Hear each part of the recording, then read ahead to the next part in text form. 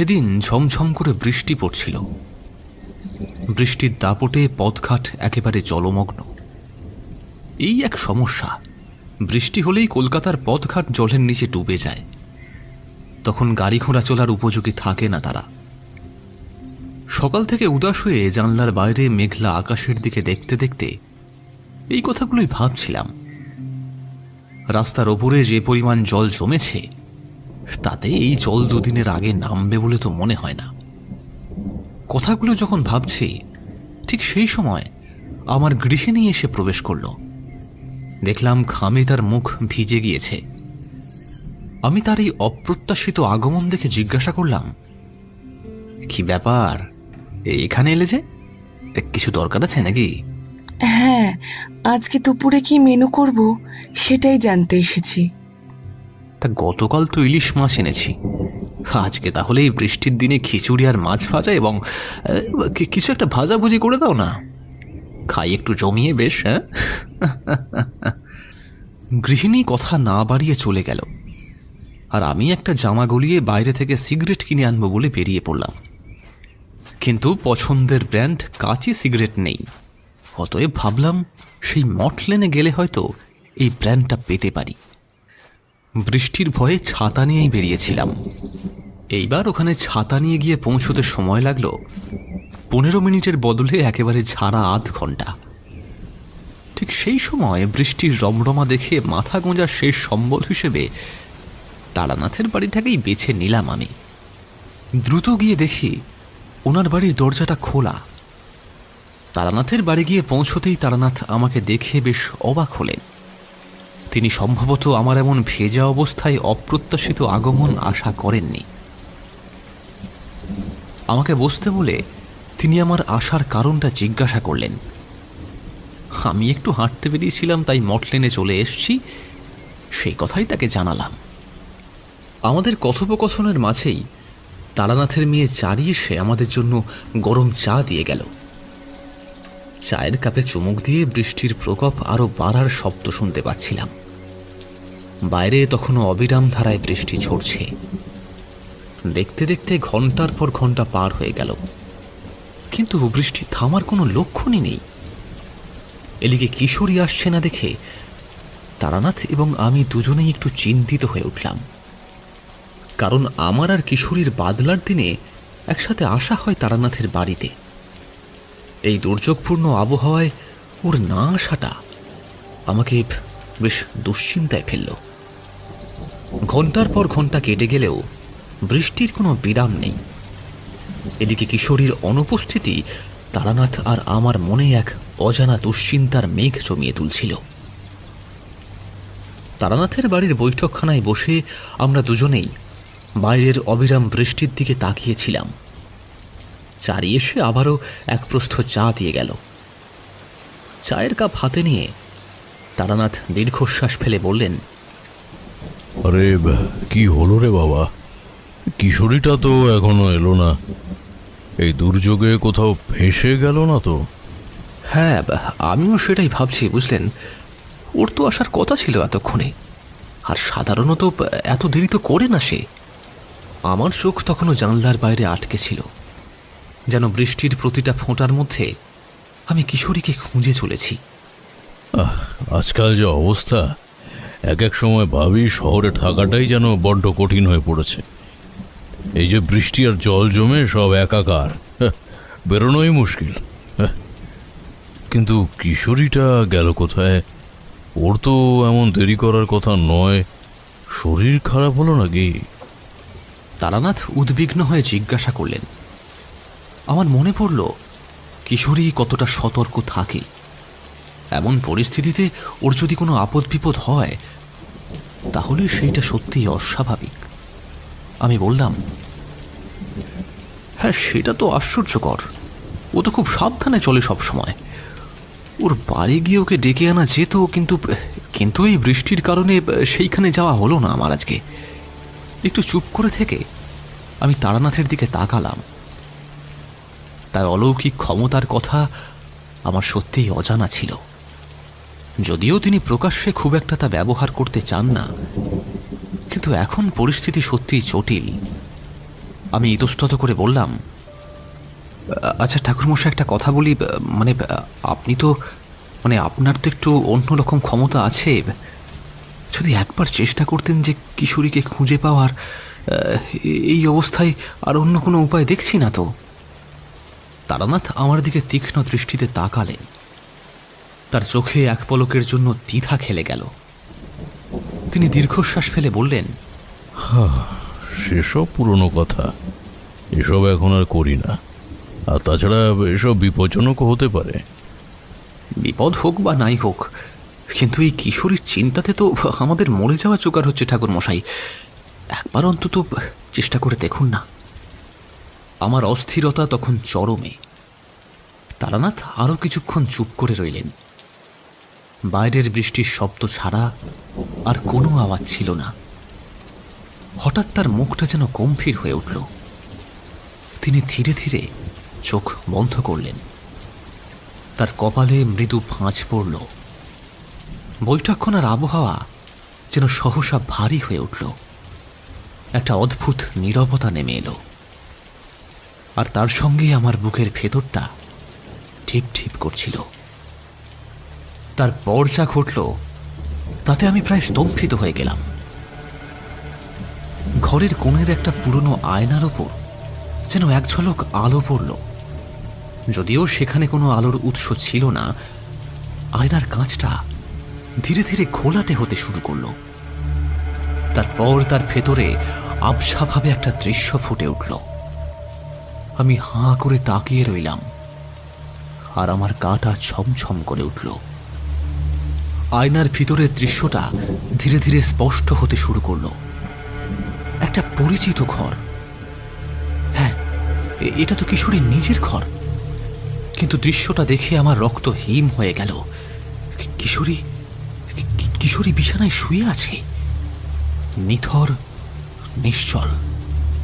তার মুখটা ফ্যাকাশে, চোখ বন্ধ। পাশেই একটা ভাঙা কাঁচের গ্লাস পড়ে আছে।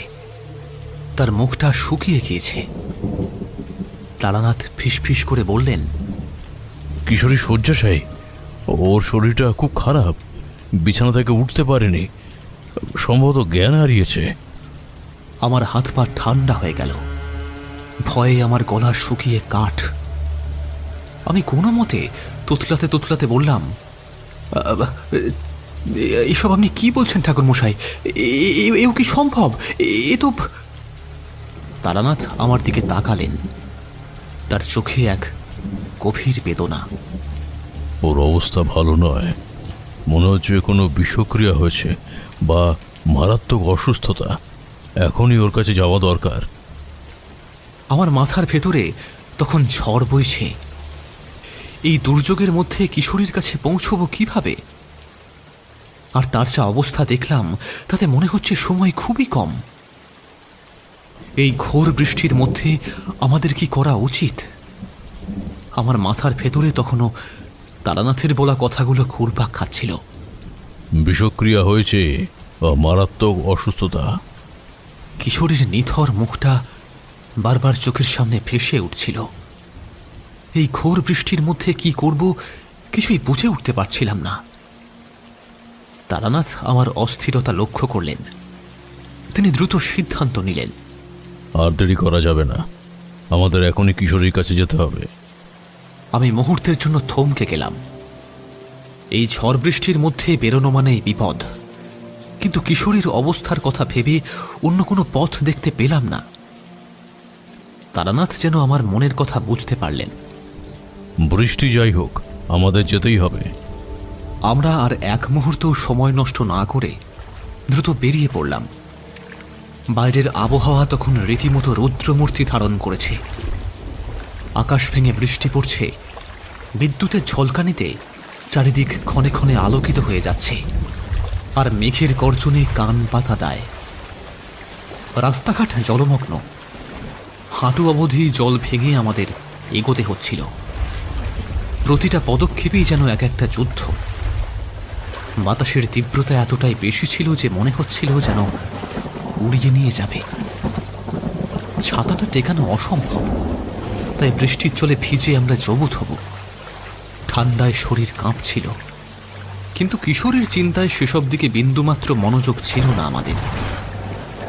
অন্ধকার আর বৃষ্টির মধ্যে দিয়েই আমরা প্রায় ছুটছিলাম। শহরের রাস্তাঘাট জনশূন্য, কেবল দু একটা নিভু নিভু পথবাতি আবছা আলো ছড়াচ্ছে। মনে হচ্ছিল যেন এক দুঃস্বপ্নের মধ্যে দিয়ে চলেছি। একসময় দূর থেকে কিশোরীর বাড়ির আবছা অবয়বটা আমরা দেখতে পেলাম। বাড়ির কাছে পৌঁছতেই আমার বুকের ধুকপুকুনি আরো বেড়ে গেল। তারানাথের মুখ থেকে মনে হলো তিনি বেশ চিন্তিত। কোনো রকমে দরজাটা ধাক্কা দিতেই দরজাটা ভেতর দিকে খুলে গেল। সম্ভবত খোলাই ছিল অথবা ভেজানো ছিল। আমরা দ্রুত ভেতরে ঢুকলাম। ভেতরে ঢুকে চারদিকটা একবার দেখে নিলাম।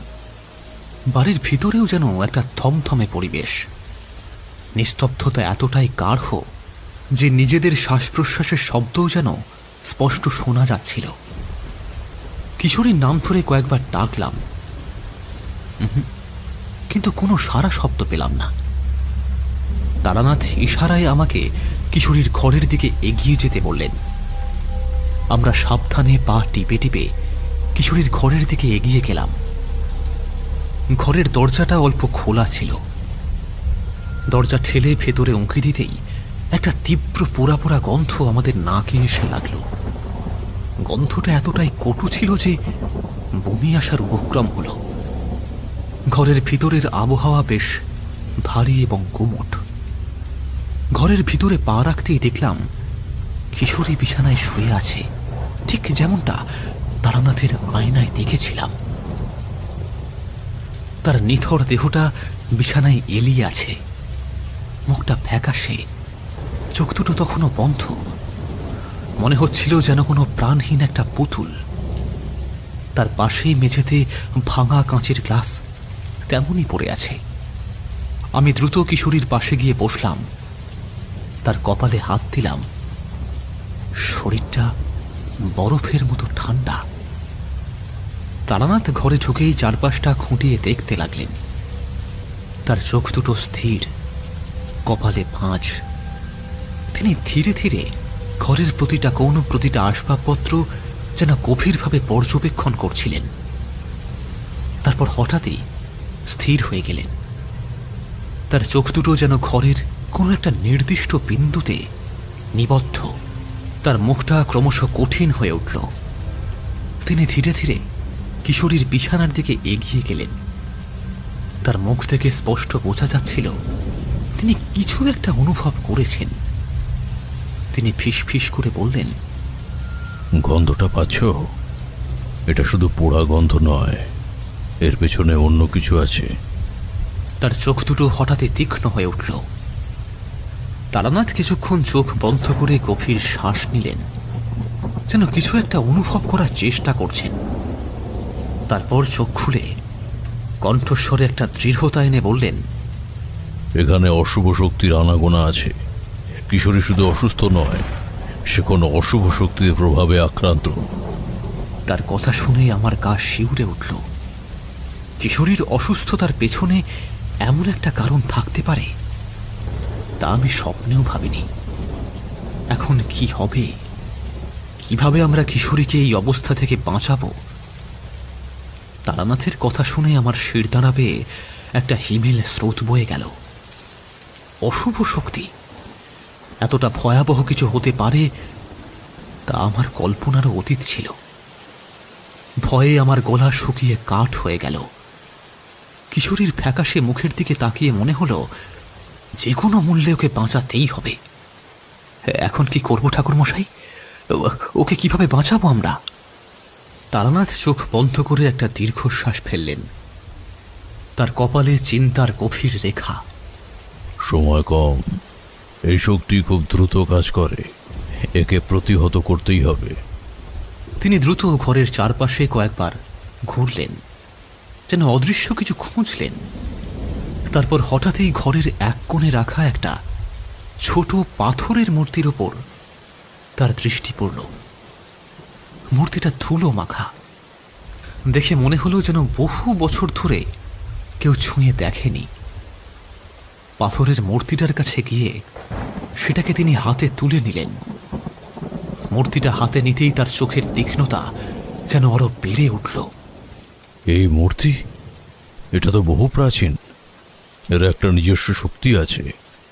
যদি সঠিক মন্ত্র দিয়ে একে জাগানো যায় তাহলে হয়তো অশুভ শক্তিকে ঠেকানো সম্ভব হবে। তিনি মূর্তিটা হাতে নিয়ে কিশোরীর বিছানার পাশে এসে দাঁড়ালেন। বৃষ্টির শব্দ ছাপিয়ে যেন একটা অলৌকিক নীরবতা নেমে এলো ঘরে। তারানাথ চোখ বন্ধ করে গভীর ধ্যানে মগ্ন হলেন। তার মুখমণ্ডলে এক অদ্ভুত জ্যোতি ফুটে উঠল। আমি মন্ত্রমুগ্ধের মতো তার দিকে তাকিয়ে রইলাম। তার ঠোঁট নড়ছিল খুব ধীরে, যেন কোনো প্রাচীন মন্ত্রোচ্চারণ করছেন। যদিও কোনো শব্দ হচ্ছিল না, কিন্তু মনে হচ্ছিল যেন একটা শক্তিশালী কম্পন ঘর জুড়ে ছড়িয়ে পড়ছে। ঘরের পোড়া গন্ধটা যেন আরো তীব্র হতে শুরু করল। বাতাস যেন ভারী হয়ে উঠল আবারও। মনে হলো শ্বাস নিতেও যেন কষ্ট হচ্ছে। হঠাৎই কিশোরীর ঘরের কোণটার আয়নাটা ঘোলাটে হতে শুরু করল, আর তার ভিতরে আবছাভাবে কিছু ছায়ার আনাগোনা দেখতে পেলাম। সেগুলো যেন একে অপরের সাথে লড়াই করছে। অদৃশ্য কোনো শক্তির সাথে যুদ্ধ চলছে। আমার বুকের ভেতরটা ঠিপ ঠিপ করছিল। ভয়ে আর উৎকণ্ঠায় আমি পাথরের মতো দাঁড়িয়ে রইলাম। কিছুক্ষণ পরে তারানাথ চোখ খুললেন। তার কপালে বিন্দু বিন্দু ঘাম জমেছে। তিনি মূর্তিটা কিশোরীর বুকের উপরে শুইয়ে রাখলেন। মূর্তিটা রাখার সাথে সাথেই একটা তীব্র সাদা আলো ঝলসে উঠল, আর ঘর জুড়ে যেন একটা তীব্র পোড়া গন্ধ ছড়িয়ে পড়ল। মনে হলো যেন অদৃশ্য কিছু পুড়ে ছাই হয়ে যাচ্ছে। কিশোরীর শরীরটা একবার কেঁপে উঠল। তারপর তার মুখমণ্ডলে ধীরে ধীরে রক্তিম আভা ফিরে আসতে শুরু করল। তার শ্বাস প্রশ্বাস স্বাভাবিক হতে শুরু করল। আমি আনন্দে চিৎকার করতে যাচ্ছিলাম, কিন্তু ঠিক তখনই তারানাথ হাত তুলে আমাকে থামিয়ে দিলেন। তিনি সাবধানে মূর্তিটা কিশোরীর বুক থেকে তুলে নিলেন। মূর্তিটা তখন গরম হয়ে উঠেছে, আর তার থেকে একটা মৃদু আলো বিচ্ছুরিত হচ্ছে। অশুভ শক্তিকে আপাতত প্রতিহত করা গেছে, কিন্তু পুরোপুরি যায়নি। কিশোরীকে এখনো পর্যবেক্ষণ রাখতে হবে। তারানাথের মুখটা কেমন যেন ফ্যাকাশে দেখাচ্ছিল, যেন মনে হলো তিনি নিজের সব শক্তি ব্যয় করে ফেলেছেন। কিশোরী ধীরে ধীরে চোখ খুলল।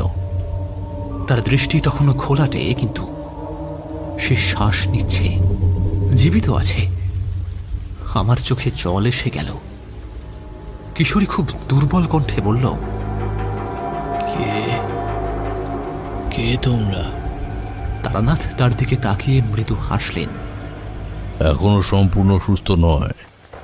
আপাতত ওকে বিশ্রাম নিতে দাও, ওকে ঘুমোতে দাও। আমি কিশোরীর হাত ধরলাম। তার হাতটা এখনো ঠান্ডা, কিন্তু আগের মতো বরফের মতো নয়।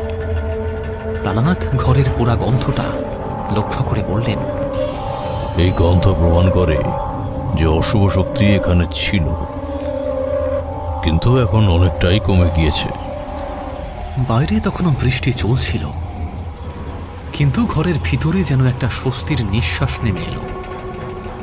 আমরা কিশোরীর পাশে বসে রইলাম, ওর ধীরে ধীরে স্বাভাবিক হয়ে ওঠার অপেক্ষায়। কিন্তু এই ঘটনা যেন আমাদের মনে একটা গভীর ছাপ ফেলে গেল। আমরা জানতাম এই রাতের অভিজ্ঞতা সহজে ভোলার নয়। তারানাথ এবং আমি যখন কিশোরীর পাশ থেকে উঠতে যাব ভাবছি, তখনই একটা ক্ষীণ কিন্তু পরিচিত কণ্ঠস্বর আমাদের কানে এলো। তারানাথ আর বিভূতি, দাঁড়াও তোমরা। আমরা দুজনেই থমকে দাঁড়ালাম। কিশোরী অবাক চোখে আমাদের দিকে তাকিয়ে আছে, যেন এইমাত্র ঘুম থেকে উঠে এক অচেনা জগতে চোখ খুলেছে। তার চোখের বিহ্বল ভাবটা কেটে গেছে অনেকটাই। সে আমাদের চিনতে পেরেছে। তার ফ্যাকাশে মুখে একটা ক্ষীণ হাসি ফুটে উঠল। দুর্বল হাতে সে যেন আমাদের দিকে পৌঁছতে চাইল। তারানাথ তার দিকে তাকিয়ে স্নেহপূর্ণ হাসি হেসে বললেন, আরে চিনতে পেরেছো তাহলে? তো কেমন লাগছে এখন? ভালো, একটু ভালো, কিন্তু শরীরটা এখনো বড্ড দুর্বল।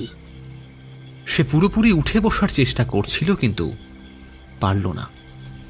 তারানাথ আলতো করে তার কাঁধে হাত রেখে বললেন, না না, এখন ওঠার চেষ্টা করো না, শুয়ে থাকো। পুরোপুরি সুস্থ হতে এখনো তোমার কিছুটা সময় লাগবে। কিশোরী বাধ্য ছেলের মতো আবার শুয়ে পড়ল, কিন্তু তার চোখে কৌতূহল। সে পাশের ঘরের দিকে তাকিয়ে মৃদু কণ্ঠে ডাকল, রঘু, ও রঘু, দু কাপ চা হবে? তার গলা এখনো দুর্বল, কিন্তু তাতে কিছুটা জোর ফিরে এসেছে। রঘু দ্রুত পায়ে ঘরে ঢুকল, তার মুখে স্বস্তির ছাপ। সে কিশোরীকে দেখে হাঁপ ছেড়ে বাঁচল।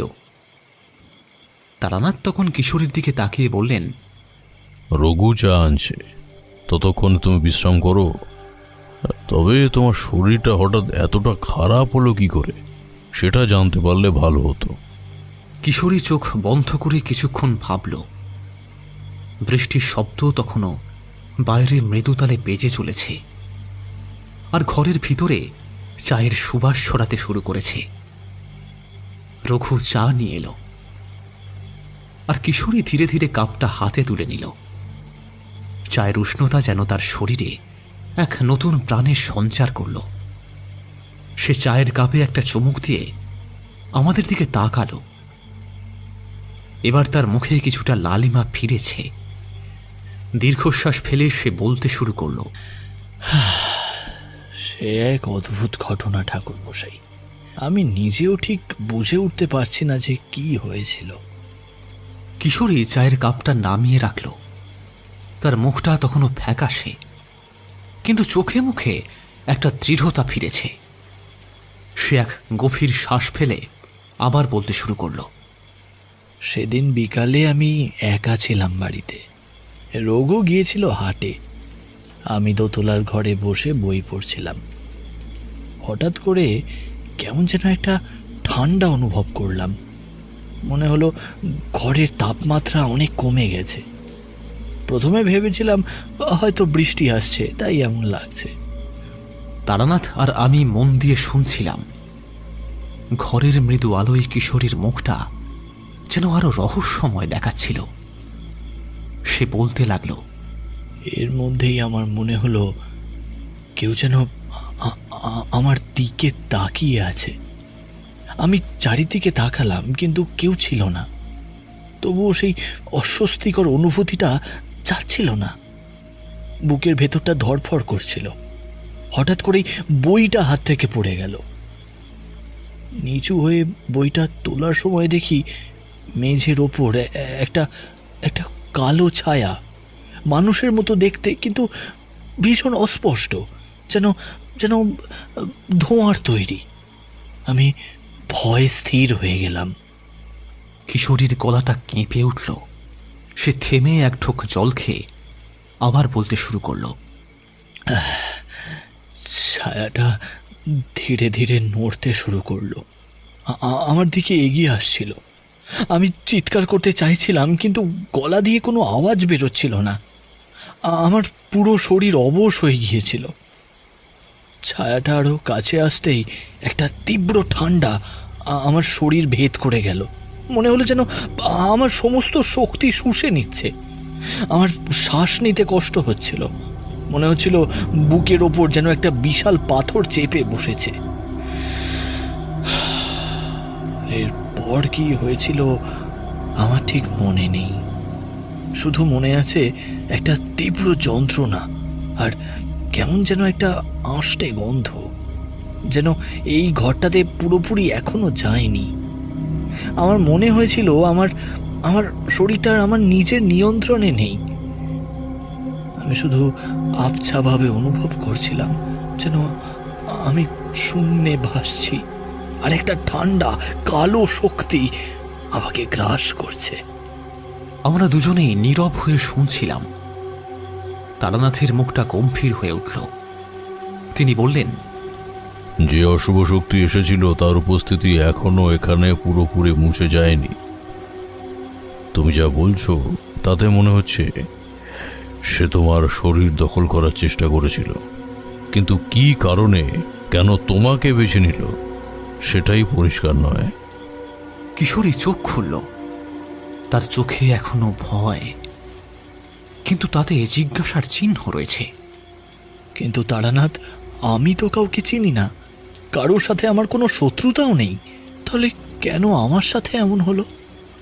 তারানাথ তার দিকে তাকিয়ে কিছুটা বলতে যাচ্ছিলেন, ঠিক তখনই বাইরে একটা বাজ পড়ল। ঘরের আলোটা কেঁপে উঠল একবার। এই ঘটনার পর কিশোরীর চোখে আবারও একটা আতঙ্কের ছাপ দেখা গেল। মনে হচ্ছিল সেই রাতের অভিজ্ঞতা তাকে এতটাই বিচলিত করেছে যে সামান্যতম শব্দেও সে চমকে উঠল। তারানাথ চিন্তিত মুখে কিশোরীর দিকে তাকালেন। বাইরে বৃষ্টির গতি বেড়েছে, যেন প্রকৃতির রুদ্ররূপ ঘরের ভিতরের থমথমে পরিবেশকে আরো প্রকট করে তুলছে। তিনি ধীর কণ্ঠে বললেন, ব্যাপারটা বেশ জটিল মনে হচ্ছে। সাধারণত এই ধরনের অশুভ শক্তির কোনো উদ্দেশ্য থাকে, উদ্দেশ্য ছাড়া কারোর ওপর এরা ভর করে না। হয়তো তোমার অজান্তেই তুমি কোনো এমন ঘটনার সাক্ষী হয়েছ যা ওদের অস্তিত্বকে হুমকির মুখে ফেলেছে, অথবা তোমার কোনো পূর্বপুরুষের সঙ্গে ওদের কোনো যোগসূত্র ছিল। আমার পূর্বপুরুষ? কিন্তু আমি তো এসবের কিছুই জানি না তারানাথ। আমার বাবাও কোনোদিন এমন কিছু বলেননি। আমি এতক্ষণ নীরব ছিলাম। এবার তারানাথের দিকে তাকিয়ে আমি বললাম, তাহলে কি এটা কোনো নতুন বিপদ, যা এইভাবে আগে কোনোদিন দেখা যায়নি? ঠিক জানি না, তবে একটা জিনিস নিশ্চিত, এই শক্তি খুবই শক্তিশালী ছিল এবং কিশোরীকে পুরোপুরি গ্রাস করার আগেই হয়তো কোনো কারণে বাধ্য হয়েছে সরে যেতে। হয়তো আমাদের উপস্থিতি ওদের পুরোপুরি সফল হতে দেয়নি। তিনি উঠে দাঁড়ালেন এবং ঘরের চারপাশটা ভালো করে পরীক্ষা করতে লাগলেন। পুরা গন্ধটা তখনও অল্প হলেও রয়ে গেছে। ঠাকুরের সিংহাসন থেকে একটা প্রদীপ এবং একটা ধূপ জ্বালিয়ে দিলেন তারানাথ, এবং বিড়বিড় করে একটা গুচ্ছ মন্ত্র পড়তে লাগলেন। তারানাথ ঘরের দেওয়ালে একটা ছোট অস্পষ্ট ছাপ দেখতে পেলেন। সেটা স্পর্শ করে তিনি বললেন, এই ছোপটা প্রমাণ করে শক্তিটা কতটা বিধ্বংসী ছিল। এটা সাধারণ কোনো কালো ছাপ নয়, এর পেছনে কোনো অশুভ চিহ্ন আছে। কিশোরী ভয়ে কুঁকড়ে গেল। তাহলে কি ওরা আবার আসবে তারানাথ? সেই সম্ভাবনা উড়িয়ে দেওয়া যায় না, কিন্তু আমরা থাকতে তোমাকে আর ভয় পেতে হবে না। তবে কি একটা জিনিস জানার খুব দরকার, তুমি যখন বই পড়ছিলে তখন আশেপাশে কোনো অস্বাভাবিক শব্দ বা দৃশ্য চোখে পড়েছিল কি? কোনো পুরনো জিনিস বা এমন কিছু যা আগে দেখোনি? কিশোরী কিছুক্ষণ ভাবল। তার মুখটা চিন্তায় ভরে উঠল। অস্বাভাবিক কিছু না তো, আমি তো শুধু বই পড়ছিলাম। তবে তবে একটা অদ্ভুত জিনিস দেখেছিলাম বটে। বইটা যখন হাত থেকে পড়ে গিয়েছিল তখন মেঝের ওপর একটা পুরনো দিনের রূপোর আংটি দেখতে পাই। সেটা আমি আগে কখনো দেখিনি। কালো ছায়াটা দেখার ঠিক আগেই সেটা আমার চোখে পড়েছিল। তারানাথ এবং আমি পরস্পরের দিকে তাকালাম। রূপুর আংটি, এটা একটা গুরুত্বপূর্ণ সূত্র হতেও পারে। তারানাথ দ্রুত জিজ্ঞাসা করলেন, আংটিটা কোথায়? সেটা কি এখনো আছে? কিশোরী বালিশের নিচ থেকে একটা ছোট কারুকার্য করা রূপোর আংটি বের করে আনল। আংটিটা দেখতে বেশ পুরনো, তার উপরে একটা অদ্ভুত ধরনের চিহ্ন খোদাই করা। তারানাথ আংটিটা নিয়ে পরীক্ষা করতে লাগলেন এবং তার চোখ দুটো নতুন এক কৌতূহলে ভরে উঠল। এই আংটিটা হয়তো এই রহস্যের মূল চাবিকাঠি। তিনি আংটিটা নিয়ে সতর্কভাবে নিজের ঝুলিতে রাখলেন। আমি এটা নিয়ে একটু অনুসন্ধান করব। এর ভেতরের শক্তি এবং এর পিছনের ইতিহাস আমাকে জানতে হবে। কিন্তু তার আগে কিশোরী, তোমার নিরাপত্তা নিশ্চিত করা দরকার। তিনি কিশোরীর দিকে ফিরে বসলেন। তারপর নিজের পুটুলি থেকে একটা ভেষজ দ্রব্য বের করে মন্ত্রোচ্চারণ করতে করতে কিশোরীর হাতে বেঁধে দিয়ে গাত্রবন্ধন করে দিলেন। এটি এক ধরনের রক্ষা কবচ, যা অশুভ শক্তির থেকে কিশোরীকে রক্ষা করবে। তারানাথের কণ্ঠস্বর গম্ভীর, প্রত্যেকটা শব্দ যেন বাতাসে ভেসে অশুভ সত্তাকে তাড়িয়ে দিচ্ছে। ভয় পেও না কিশোরী, এই গাত্রবন্ধন তোমাকে আপাতত রক্ষা করবে। তুমি এখন বিশ্রাম নাও, কেমন? আমি এই আংটির রহস্য ভেদ না করা পর্যন্ত তোমাকে একা ছাড়ছি না।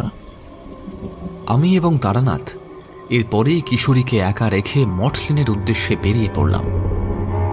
পরের 5 দিন কিশোরী ধীরে ধীরে সুস্থ হয়ে উঠল। আমারও আর কাজের ফাঁকে সময় না পাওয়ার দরুন তারানাথের বাড়িতে যাওয়া হয়নি। এক প্রকার ভুলে গিয়েছিলাম। এবং তারানাথ এই দিনগুলোতে নিরলসভাবে আংটিটা নিয়ে গবেষণা চালিয়ে গেলেন। মাঝে মাঝে আমি ইশারা পেতাম, হয়তো তারানাথ আমাদের অলক্ষ্যে কিছু ইঙ্গিত দিতেন ওনার তন্ত্রের শক্তি প্রয়োগ করে। দিন 5 পরের এক সন্ধ্যায় বাইরে তখনও ঝিরিঝিরি বৃষ্টি পড়ছে।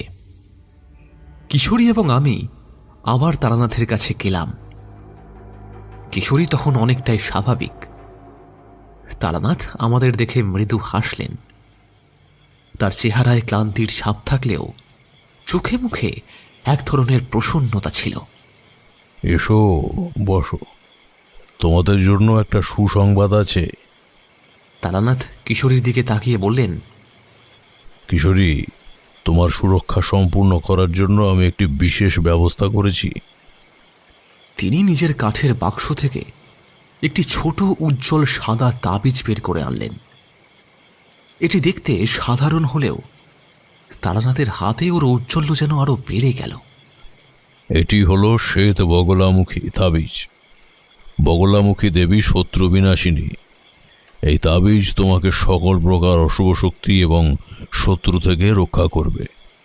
শত্রুরা তোমার কোনো ক্ষতি করতে পারবে না। তিনি যত্ন সহকারে তাবিজটা কিশোরীর গলায় পরিয়ে দিলেন। তাবিজটা পরা মাত্রই কিশোরী যেন এক অদৃশ্য শক্তির সুরক্ষা অনুভব করল। তার চোখে মুখে এক ধরনের শান্তি ফুটে উঠল। এরপরে তারানাথ আংটিটার দিকে ইশারা করলেন, যেটা তার টেবিলের ওপরে রাখা ছিল। এই আংটির রহস্য আমি উন্মোচন করেছি। অনেক পরিশ্রম করতে হয়েছে। যজ্ঞ করে তন্ত্রমন্ত্রের সাহায্যে আমি এর অতীত জেনেছি। তারানাথ চোখ বন্ধ করলেন। এক মুহূর্তের জন্য যেন সেই ভয়ানক অতীতকে তিনি স্মরণ করছেন। তারপর ধীরে ধীরে বলতে শুরু করলেন সেই আংটিটার ইতিহাস। বহু বছর আগে, প্রায় 200 বছর পূর্বে, এই অঞ্চলে এক জমিদার পরিবার ছিল। তারা ছিল অত্যন্ত ক্ষমতাশালী এবং তাদের প্রতিপত্তি ছিল অসামান্য। কিন্তু তাদের জমিদারির শেষ জমিদার, যার নাম ছিল রুদ্রপ্রতাপ, তিনি ছিলেন অত্যন্ত ক্রূর এবং অশুভ বিদ্যার অনুরাগী। ক্ষমতার লোভে তিনি কালো জাদুর চর্চা করতেন। এই যে আংটিটা দেখছো, এটা ছিল রুদ্রপ্রতাপের ব্যক্তিগত আংটি। এটি কোনো সাধারণ আংটি নয়। এটি একটি প্রাণ প্রতিষ্ঠিত আংটি, অর্থাৎ বিশেষ অশুভ মন্ত্র দ্বারা এর মধ্যে একটি দুষ্ট আত্মাকে বন্দী করা হয়েছিল। এই আত্মার কাজ ছিল রুদ্রপ্রতাপের শত্রুদের ধ্বংস করা এবং তার অশুভ কামনা পূর্ণ করা। রুদ্রপ্রতাপ যখন কোনো শত্রুকে শেষ করতে চাইতেন, তখন এই আংটির মাধ্যমে সেই অশুভ শক্তিকে কাজে লাগাতেন। কিন্তু অশুভ শক্তিকে নিয়ন্ত্রণ করা খুব কঠিন। একসময় রুদ্রপ্রতাপ নিজেই এই শক্তির দ্বারা গ্রাস হন। তার জমিদারির পতন হয় এবং তিনি এক ভয়ঙ্কর মৃত্যুর শিকার হন। তার মৃত্যুর পর এই আংটি হারিয়ে যায়। সম্ভবত এটি তার ধ্বংসপ্রাপ্ত জমিদারির ধ্বংসাবশেষের নিচে চাপা পড়েছিল। তারানাথ এক মুহূর্ত থামলেন। তার কণ্ঠস্বরে যেন এক প্রাচীন বিষাদময় ইতিহাসের অনুরণন শোনা গেল। কোনোভাবে কিশোরী, যখন তুমি বইটি পড়ছিলে, সম্ভবত সেই বইটি বা তার সাথে থাকা কোনো জিনিস এই আংটি আকর্ষিত করেছিল, অথবা কোনো পুরনো স্পন্দন এটিকে আবার জাগ্রত করেছিল। এর ফলে আংটির ভেতরের বন্দি আত্মা সাময়িকভাবে সক্রিয় হয়ে উঠেছিল এবং তোমার উপর তার প্রভাব বিস্তার করতে চেয়েছিল। পোড়া গন্ধ, কালো ছোপ, এগুলো সবই সেই অশুভ আত্মার ক্ষণিকের শক্তির প্রকাশ। তারানাথ আংটিটা হাতে তুলে নিয়ে বললেন, কিন্তু এখন আর কোনো ভয় নেই। এই আংটির অশুভ শক্তিকে আমি নিষ্ক্রিয় করে দিয়েছি। এর ভেতরের আত্মা এখন আর কাউকে কোনো ক্ষতি করতে পারবে না। তারানাথ আমাদের দিকে তাকালেন। তার চোখে ছিল এক ধরনের স্বস্তি। এই ঘটনা আমাদের শিক্ষা দেয় যে কিছু পুরনো জিনিস শুধু বস্তুই নয়, তারা অতীতেরও বাহক। তাদের মধ্যে এমন শক্তি লুকিয়ে থাকতে পারে যা আমরা কল্পনাও করতে পারি না। কিশোরী এবং আমি মন্ত্রমুগ্ধের মতো তারানাথের কথা শুনছিলাম। আংটিটার পেছনে এমন একটা ভয়ঙ্কর ইতিহাস আমাদের ভাবনারও অতীত ছিল। কিশোরী নিজের গলার তাবিজটা স্পর্শ করল, যেন বগলামুখী দেবীর শক্তি অনুভব করবার চেষ্টা করছে সে। তারানাথের প্রত্যেকটা কথা তার মনে গভীর ছাপ ফেলেছে। তারানাথ মৃদু হাসলেন। আমি ততক্ষণ চুপ করেছিলাম। এবার আমি প্রশ্ন করলাম, কিন্তু ঠাকুরমশাই, এই আংটিটা এখানেই থাকবে নাকি এটার জন্য অন্য কোনো ব্যবস্থা করবেন আপনি? তারানাথ আংটিটা হাতে নিয়ে উল্টে পাল্টে দেখলেন। তার চোখে এক ধরনের গভীরতা ছিল। না, একে আর জনসাধারণের সংস্পর্শে রাখা ঠিক হবে না। এই ধরনের বস্তুকে সঠিক প্রক্রিয়ায় ধ্বংস করাই শ্রেয়, যাতে এর অশুভ শক্তি চিরতরে বিলীন হয়ে যায়। তিনি এক ঝলক কিশোরীর দিকে তাকিয়ে বললেন, কিশোরী, তোমার ওপর যা ঘটেছে তা ছিল দুর্ভাগ্যজনক ঘটনা, কিন্তু এই ঘটনার মধ্যে দিয়ে তুমি এক কঠিন অভিজ্ঞতা অর্জন করলে। মনে রেখো, পৃথিবীতে যেমন ভালো শক্তি আছে তেমনি মন্দ শক্তিও বিদ্যমান। আমাদের কাজ হলো ভালোকে রক্ষা করা এবং মন্দকে প্রতিহত করা। কিশোরী মাথা নাড়ল। তার চোখে এখনো একটু বিস্ময় ছিল, কিন্তু ভয়ের রেশটা অনেকটাই কেটে গিয়েছে। সে এখন তারানাথের প্রতি এক গভীর শ্রদ্ধা অনুভব করছিল। তার জীবন বাঁচানোর জন্য এবং তাকে এই বিভীষিকাময় অভিজ্ঞতা থেকে বের করে আনার জন্য তারানাথই ছিলেন একমাত্র ভরসা। এখন তোমরা নিশ্চিন্তে বাড়ি যেতে পারো। কিশোরী, তোমার গলার তাবিজটি কখনো খুলো না, এটি তোমার রক্ষা কবচ। আমি এবং কিশোরী দুজনেই তারানাথের প্রতি এক কৃতজ্ঞতা জানালাম। আমরা বুঝতে পারছিলাম তারানাথ শুধু একজন সাধক নন, তিনি একজন রক্ষকও বটে। এই অভিজ্ঞতা আমাদের জীবনে এক নতুন দিগন্ত উন্মোচন করল। আমরা আরও জানতে পারলাম পৃথিবীর প্রতিটা কোণায় কি ধরনের অজানা রহস্য লুকিয়ে থাকতে পারে। আমরা যখন বাইরে বেরিয়ে এলাম তখনও ঝিরঝির করে বৃষ্টি পড়ছিল, কিন্তু আগের মতো সেই বৃষ্টির সন্ধ্যায় আর কোনো ভয়ের রেশ ছিল না। বরং এক ধরনের স্বস্তি আর আশার আলোয় আমাদের মনটা ভরে উঠেছিল। কিশোরী অনুভব করল তাবিজের শক্তি তাকে এক অভূতপূর্ব সাহস যোগাচ্ছে। পরের কয়েক মাস কিশোরীর জীবনে আর কোনো অস্বাভাবিক ঘটনা ঘটল না। সে আবারও স্বাভাবিক জীবনে ফিরে এলো। রাতের বেলায় আর সেই কালো ছায়া বা পোড়া গন্ধের আতঙ্ক তাকে তাড়া করত না। বগলামুখী দেবীর তাবিজটা তার জন্য সত্যি এক শক্তিশালী বর্ম হয়ে উঠেছিল। তবে কিশোরী এবং আমার মনে তারানাথের প্রতি এক গভীর শ্রদ্ধা এবং ভালোবাসা চিরস্থায়ী হয়ে রইল। আমরা জানতাম বিপদের সময় তারানাথের মতো একজন মানুষ পাশে থাকা মানে এক অসীম নির্ভরতা। সেই থেকে আমাদের জীবনে কোনো রহস্যময় বা অস্বাভাবিক ঘটনা ঘটলেই আমাদের মনে সবার আগে তারানাথের মুখটা ভেসে উঠত। আমরা জানতাম পৃথিবীর অন্ধকার কোণায় লুকিয়ে থাকা যে কোনো অশুভ শক্তি তারানাথের সামনে বেশি দিন টিকতে পারবে না।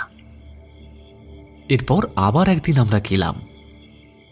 তারপর কিশোরীকে দেখে তারানাথ জিজ্ঞাসা করলেন, কি ব্যাপার কিশোরী, তুমি কিভাবে ওই বিপদে পড়েছিলে সেই কথা আমাকে বলনি? আমি তোমার কাছে জানতে চাই। হয়তো আমাকে এমন কিছু বিপদের সম্মুখীন হতে হবে যা তোমাকে শেষ করে দিতে চাইছে। তুমি নির্দ্বিধায় আমাকে সব খুলে বলো। আমি থাকতে তোমার কোনো ভয় নেই। কিশোরী ধীরে ধীরে বলতে শুরু করল। তার কণ্ঠস্বর প্রথমে চড়ানো ছিল, কিন্তু যত বলতে লাগলো ততই তার স্মৃতি পরিষ্কার হতে থাকল। তারানাথের সহানুভূতির উষ্ণতা তাকে সাহস যোগাচ্ছিল, আর আমার উপস্থিতি তাকে আরো নিশ্চিন্ত করছিল। সে এক গভীর দীর্ঘশ্বাস ফেলে বলতে শুরু করল, আসলে আসলে সেই রাতে যা ঘটেছিল তা এতই ভয়ঙ্কর ছিল যে আমি কাউকে বলতে সাহস পাইনি। এমনকি নিজের মনকেও বোঝাতে পারছিলাম না যে আমি সত্যি সত্যিই ওসব কিছুর মুখোমুখি হয়েছিলাম। আমি গিয়েছিলাম আমার গ্রামের বাড়ি লক্ষ্মীকান্তপুরে। বহুদিন পর আমি নিজের দেশের বাড়ি গিয়েছিলাম। অফিসের ছুটি জমেছিল অনেক, তাই সেখানে গিয়ে গ্রামের পরিবেশে দিন অতিবাহিত করব বলে ভেবেছিলাম। কিন্তু আমার ওই যাওয়াটাই কাল বয়ে এনেছিল। সেই বিভীষিকাময় রাতের কথা ঠাকুরমশাই আমি কোনোদিন ভুলতে পারবো না। সেদিন ছিল পূর্ণিমা। চাঁদের আলোয় চারপাশ ঝলমল করছিল।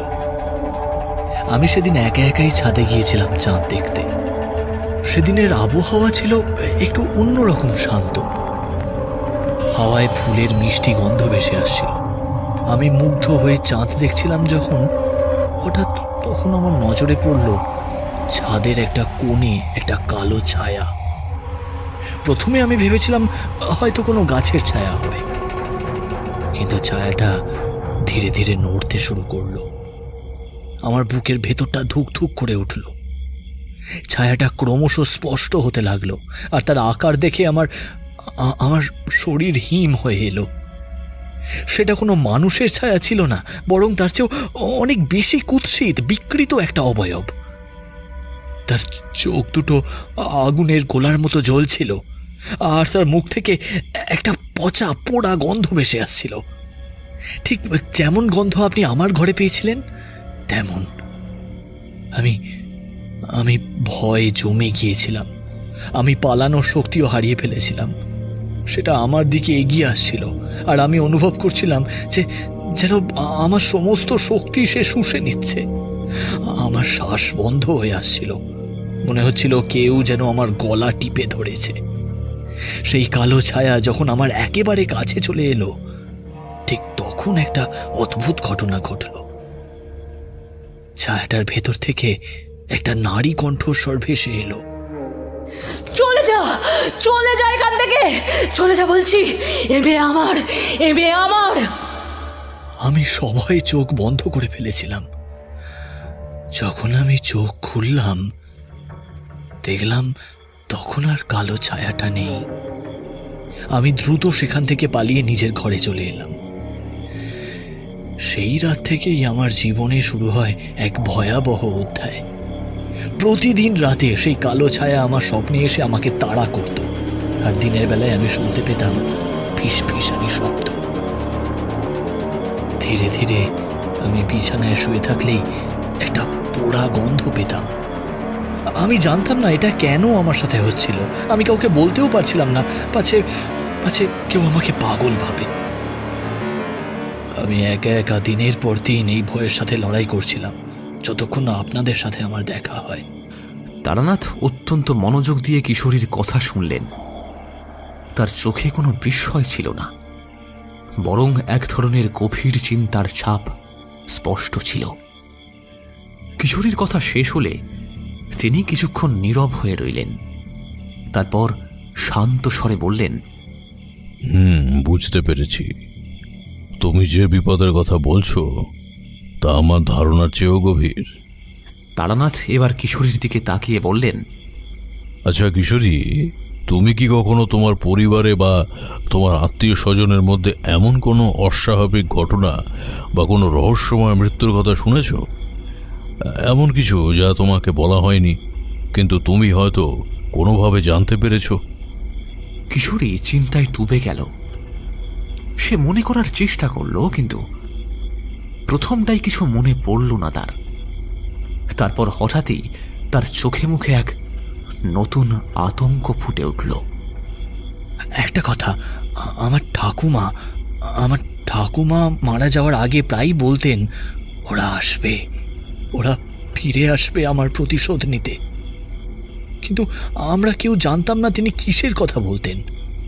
আর তার মৃত্যুর কারণও ছিল বড় অদ্ভুত। ডাক্তাররা বলেছিলেন হৃদরোগ, কিন্তু আমাদের মনে হয়েছিল যেন তিনি আতঙ্কে মারা গেছেন। তার মুখে একটা চরম ভয়ের ছাপ ছিল। তারানাথের চোখ দুটো তীক্ষ্ণ হয়ে উঠল।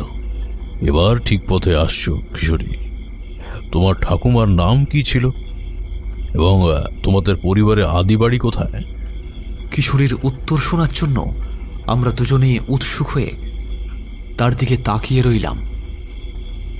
এই রহস্যের জাল আরো গভীরে প্রবেশ করছিল, সেটা আমরা বেশ বুঝতে পারছিলাম। কিশোরীর এই বিপদ শুধু তার একার নয়, এর শিকড় হয়তো আরো প্রাচীন কোনো অভিশাপের গভীরে লুকিয়ে আছে।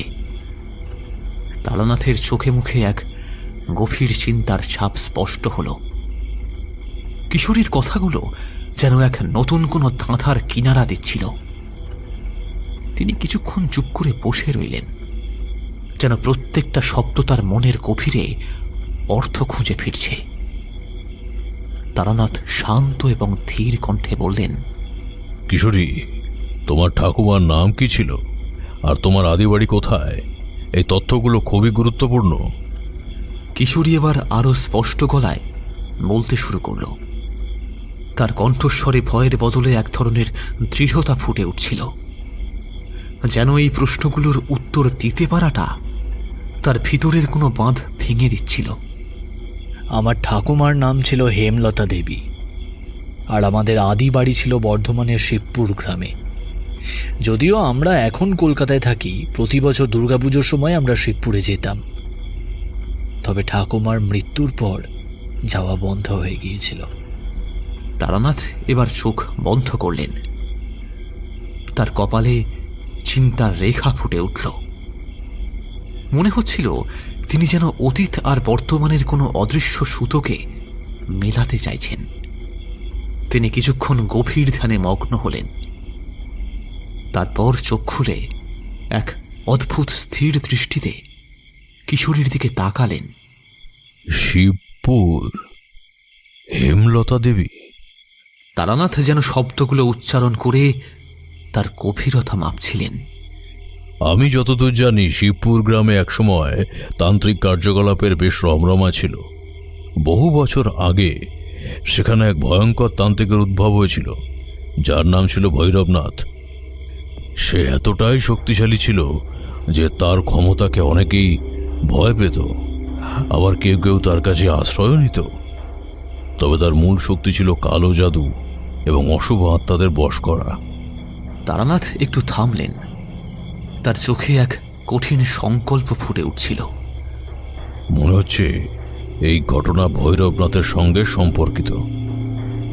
তোমার ঠাকুমা হয়তো কোনোভাবে তার সাথে জড়িয়ে পড়েছিলেন।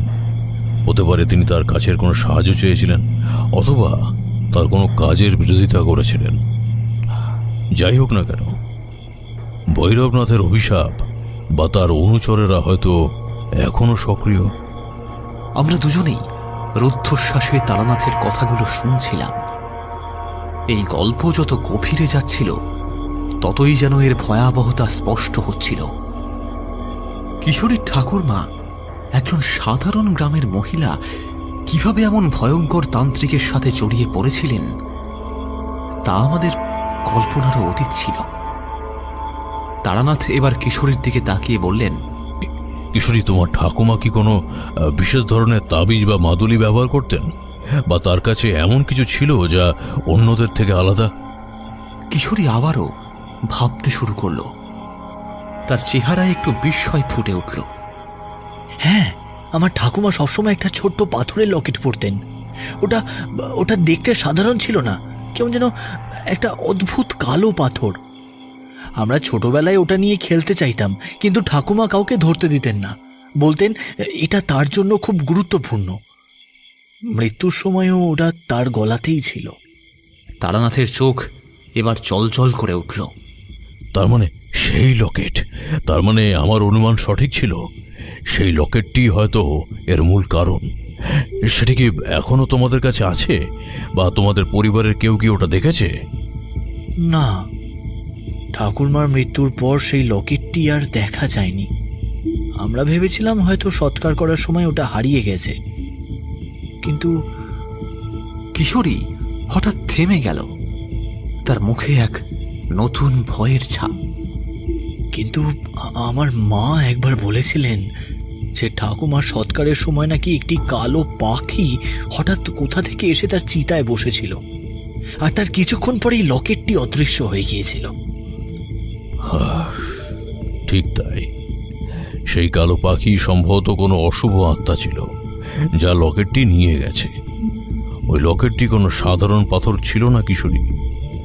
আমার মনে হয় ওটা ছিল ভৈরবনাথের কোনো বিশেষ শক্তির উৎস, বা তার সাথে সম্পর্কিত কোনো বস্তু। হয়তো তোমাদের ঠাকুমা ওটাকে সুরক্ষিত রাখার চেষ্টা করেছিলেন, অথবা ওটাই ছিল তার কাছে ভৈরবনাথের কোনো নির্দেশনা। তারানাথ এবার উঠে দাঁড়ালেন। তার মুখে এক দৃঢ় সংকল্পের ছাপ। আমাদের এখন শিবপুরে যেতে হবে। সেই লকেটটি যদি সত্যি ভৈরবনাথের হয়, তাহলে তা খুঁজে বের করা অত্যন্ত জরুরি। ওটাই হয়তো কিশোরীর এই সমস্ত সমস্যার মূলে। আর যদি সেই লকেটটা কোনো অশুভ শক্তির হাতে পড়ে, তাহলে তা আরো বড় বিপদ ডেকে আনতে পারে। আমরা দুজনেই তার সিদ্ধান্তে বিস্মিত হলেও তার উপরেই আমাদের পূর্ণ বিশ্বাস ছিল। এই গভীর রহস্যের সমাধান একমাত্র তিনিই করতে পারেন, তা আমরা জানতাম। শিবপুরের মাটিতে লুকিয়ে থাকা এক প্রাচীন রহস্যের পর্দা উন্মোচিত হতে চলেছে। এই ভাবনা আমাদের মনে এক অজানা উত্তেজনা আর কিছুটা ভয়ের জন্ম দিল। পরদিন সকালেই আমরা শিবপুরের উদ্দেশ্যে রওনা দিলাম। তারানাথ পূর্ব প্রস্তুতি নিয়েই এসেছিলেন। তার ছোলায় ছিল কিছু রহস্যময় পুজোর উপকরণ। কিশোরী এবং আমি একে অপরের দিকে তাকালাম। আমাদের চোখে তখনও রাতের ভয়াবহতার রেশ লেগে আছে, কিন্তু তারানাথের দৃঢ়তা আমাদের মনে কিছুটা সাহস জুগিয়েছে। পথ যতই দুর্গম হচ্ছিল, জনবসতি ততই কমে আসছিল। একসময় কাঁচা রাস্তা শেষ হয়ে শুরু হলো ঘন জঙ্গলের সরু মেঠো পথ। সূর্যের আলো যেন সেখানে প্রবেশ করতে পারছিল না পুরোপুরি। চারপাশের গাছপালা অদ্ভুতভাবে আঁকাবাঁকা হয়ে দাঁড়িয়ে আছে, যেন কোনো এক প্রাচীন অভিশাপ তাদের গ্রাস করেছে। বাতাসে একটা ভেজা স্যাঁতস্যাঁতে গন্ধ, যা মনের ভিতরে একটা অস্থিরতা সৃষ্টি করছিল। কিশোরী ধীর কণ্ঠে বলল, আমার ঠাকুমা বলতেন শিবপুরের জঙ্গল নাকি অভিশপ্ত। দিনের বেলাতেও এখানে অশরীরী আত্মারা ঘুরে বেড়ায়। তারানাথ কোনো উত্তর দিলেন না, কেবল তার তীক্ষ্ণ দৃষ্টিতে চারপাশটা জরিপ করতে লাগলেন। তার কপালে চিন্তার ভাঁজ আবারও গভীর হল। আমরা অনুভব করলাম এই জায়গাটার সঙ্গে সাধারণ জঙ্গলের একটা মৌলিক পার্থক্য আছে। এখানে একটা অদ্ভুত নিস্তব্ধতা বিরাজ করছে। পাখি বা বন্য প্রাণীর আনাগোনা প্রায় নেই বললেই চলে। যেন মনে হচ্ছিল প্রকৃতির প্রতিটা কণিকা যেন এক অদৃশ্য শক্তির ভয়ে ভীত হয়ে আছে। প্রায় ঘণ্টাখানেক হাঁটার পর আমরা একটা ফাঁকা জায়গায় পৌঁছলাম। সামনেই দেখা গেল কিছু ধ্বংসপ্রাপ্ত ইটের কাঠামো। আগাছায় ঢাকা পড়ে আছে। দেখে মনে হচ্ছে একসময় কোনো জনবসতি ছিল, কিন্তু এখন তা পরিত্যক্ত। তারানাথ সেখানেই থামলেন। এইটাই মনে হচ্ছে শিবপুর গ্রাম। তবে যা দেখছি, ভৈরবনাথের অভিশাপ এই গ্রামকে সম্পূর্ণরূপে গ্রাস করেছে। দেখো, এখানে প্রাণের কোনো চিহ্ন নেই। আমরা অবাক হয়ে চারদিকে তাকালাম। সত্যি, গ্রামের প্রতিটা অংশ যেন ধ্বংস আর বিষণ্ণতার প্রতিচ্ছবি। ভেঙে যাওয়া ঘরবাড়ির দেওয়াল, ধুলো জমা পথ, আর চারপাশের অদ্ভুত নীরবতা যেন এক বিভীষিকাময় অতীতের কথা মনে করিয়ে দিচ্ছিল। এর মাঝেই একটা পুরনো মন্দিরের চূড়া দেখা যাচ্ছিল। তারানাথ সেই মন্দিরের দিকে ইশারা করে বললেন, ওই যে মন্দিরটা দেখছো, হ্যাঁ, ওটাই একসময় ভৈরবনাথের আরাধনা স্থল ছিল বলে শোনা যায়। তার বেশিরভাগ তান্ত্রিক কার্যকলাপ নাকি ওখানেই চলতো। আমাদেরকে ওখানেই যেতে হবে। সম্ভবত সেই লকেটের কোনো সূত্র আমরা সেখানেই খুঁজে পাব। আমরা ধীর পদক্ষেপে মন্দিরের দিকে এগোতে লাগলাম। মন্দিরের প্রবেশদ্বার আগাছায় ভরা।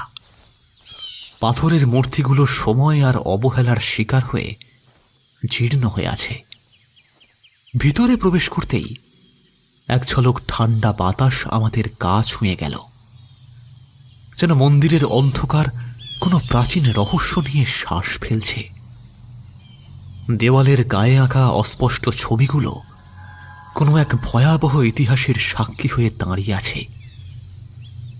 তারানাথ মন্দিরের এক কোণায় বসলেন এবং তার পুঁথিগুলো বের করে গভীর মনোযোগে পাঠ করতে শুরু করলেন।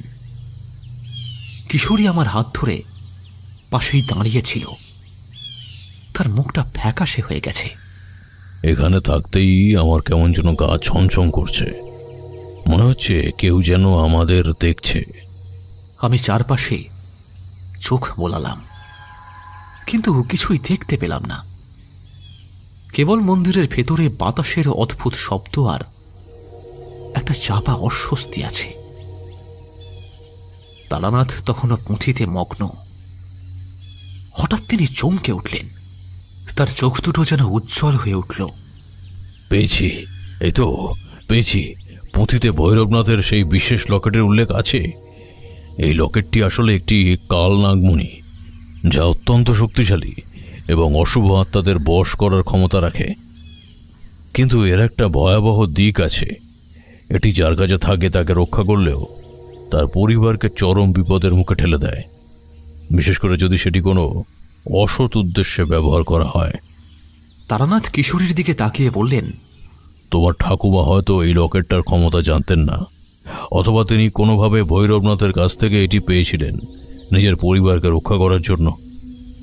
কিন্তু এর ক্ষমতাকে আয়ত্তে আনতে না পারায় কিংবা এর অপব্যবহারের কারণেই এই অভিশাপ তোমাদের পরিবারকে গ্রাস করেছে।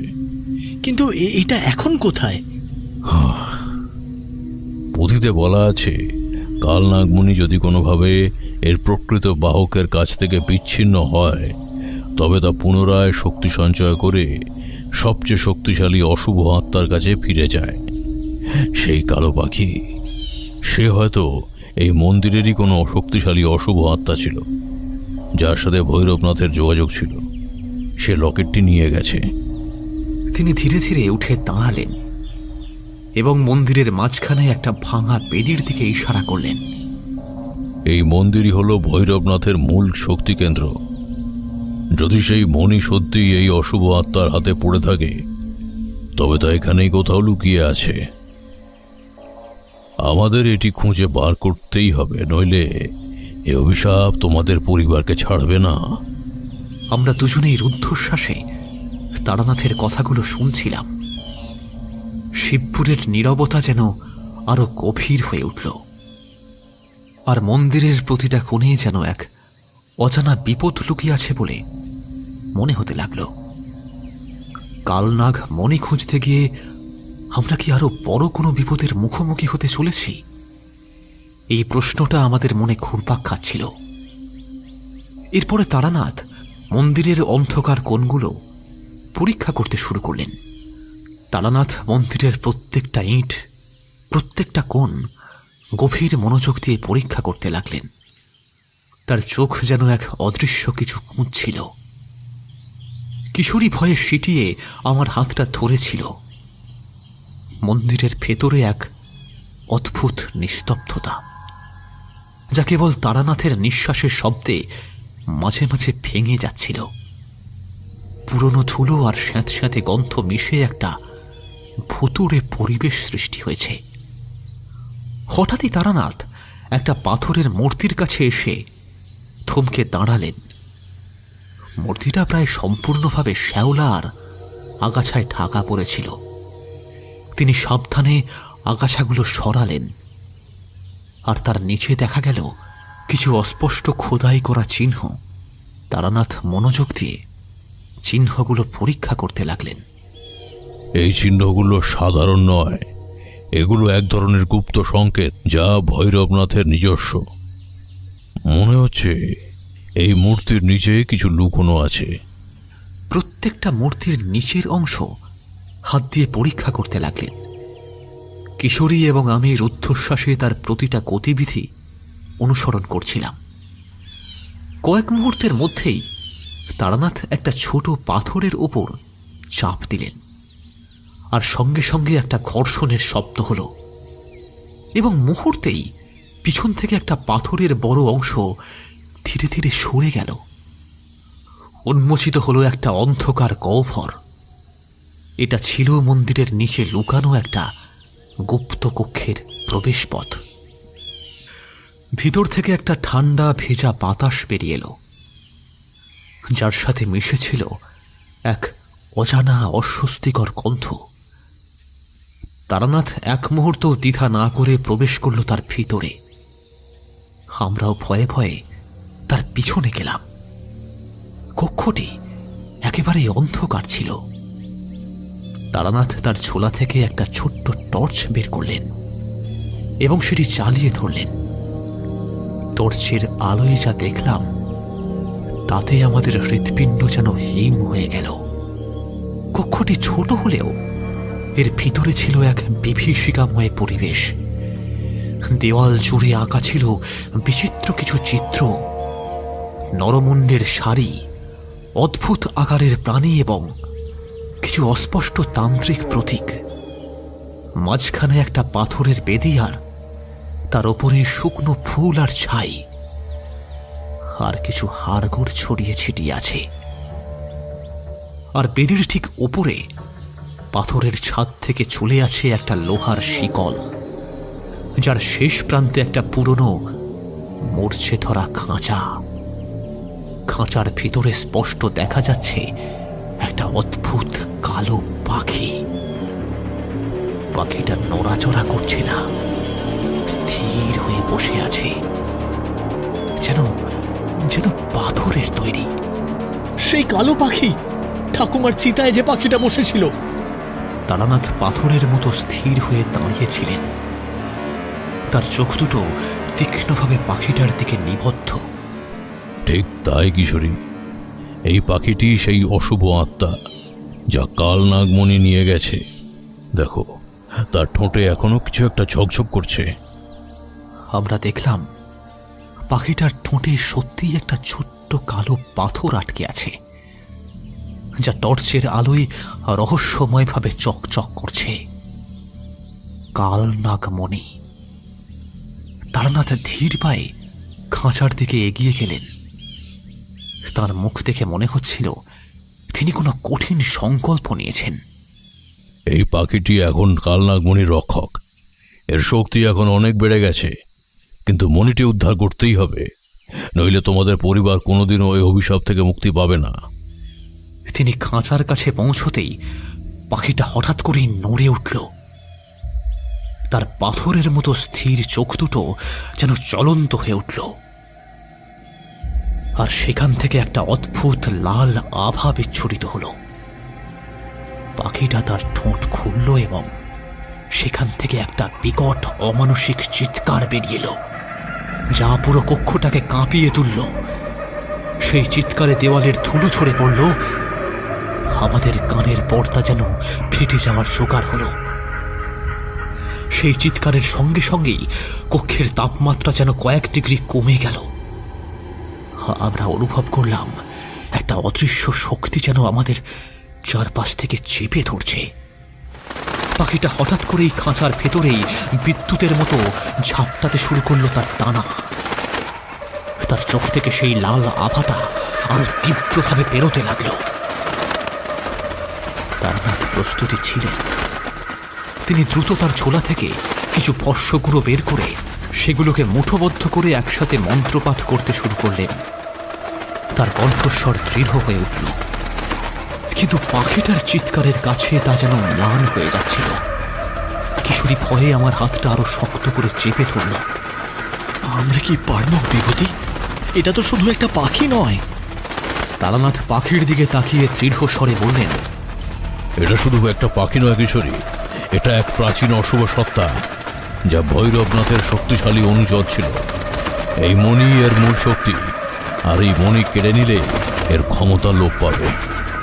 তিনি তার মন্ত্রপাঠের গতি বাড়ালেন, আর সেই ভস্মগুলো থেকে এক ধরনের ধোঁয়া বেরোতে লাগল, যা ধীরে ধীরে কক্ষের বাতাসকে ভরিয়ে তুলল। পাখিটারও হিংস্র হয়ে উঠল, তার ডানা ঝাপটানোর শব্দ যেন বাজ পড়ার মতো শোনাচ্ছিল। তারানাথ এবার খাঁচার দিকে হাত বাড়ালেন। তার চোখে দৃঢ় সংকল্পের এক অদম্য শিখা। বুঝতে পারছিলেন না কি করব। তারানাথ মন্ত্রপাঠ করতে করতে এক অদ্ভুত তন্ত্রমণ্ডল তৈরি করলেন এবং তার উপরে রাখলেন একটা মন্ত্রপুত ফুল, যা থেকে ধোঁয়া বের হতে শুরু করল।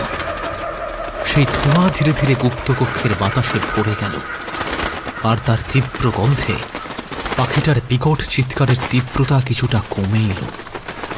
পাখিটা তখনও হিংস্রভাবে ছটফট করছিল, কিন্তু তার গতিবিধি আগের চেয়ে ধীর হয়ে এলো। তার চোখ থেকে বিচ্ছুরিত লাল আভা কিছুটা ম্লান হয়ে আসছিল। তারানাথ এবার তার ঝোলা থেকে একটা পুরনো রূপোর তৈরি ছোট মাপের ত্রিশূল বের করলেন। ত্রিশূলটা হাতে নিয়ে তিনি খাঁচার দিকে লক্ষ্য স্থির করলেন। তার চোখ দুটোতে এক গভীর সংকল্পের আগুন জ্বলছে। এই মণি এর মূল শক্তি, এর ক্ষমতা শেষ না করা পর্যন্ত এর হাত থেকে নিস্তার নেই। পাখিটা তারানাথের উদ্দেশ্য বুঝতে পেরেই যেন আরো মরিয়া হয়ে উঠল।